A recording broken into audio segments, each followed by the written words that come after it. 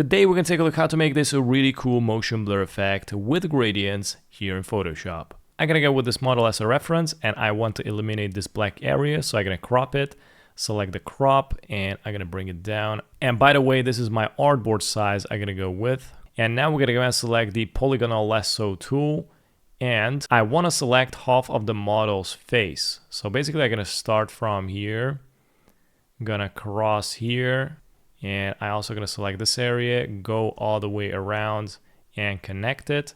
Now I selected half of the model this way because her head is tilted. Now I'm going to press Ctrl C, Ctrl V. Let's go to the new layers, double click, rename it as blur, right click on the layer, go to convert to smart object, and now let's go to filter, blur, and select motion blur.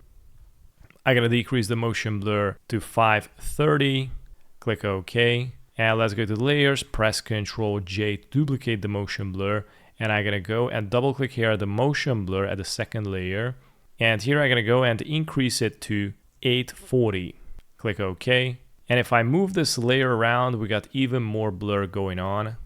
I'm thinking to move it all the way here somewhere. Now I'm going to go to the adjustments, select the gradient map, click on it, and here we're going to customize the colors. I'm going to go to the first handle, click on the color, I'm going to make it black, click OK.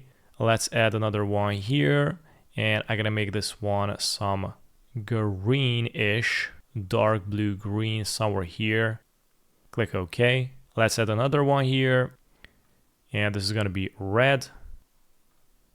Add another one here. This is going to be orange. Click OK. And not but least, I'm going to go with the white and I'm going to change it to blue. Click OK. And basically you can arrange it however you like. You also can change up the contrast, and basically that's going to change up the colors as well. So I'm going to go and select the blur layer here, go to the adjustments, and I'm going to select the curves. And here I'm going to tweak the curves. So check this out, it is going to affect the color gradient. I think this is pretty dope. Now, but least let's select the top layer, press and hold Alt, and click on the new layer here, rename it as noise. Let's change up the mode to overlay. Make sure to check the fill with overlay neutral color 50%, click OK.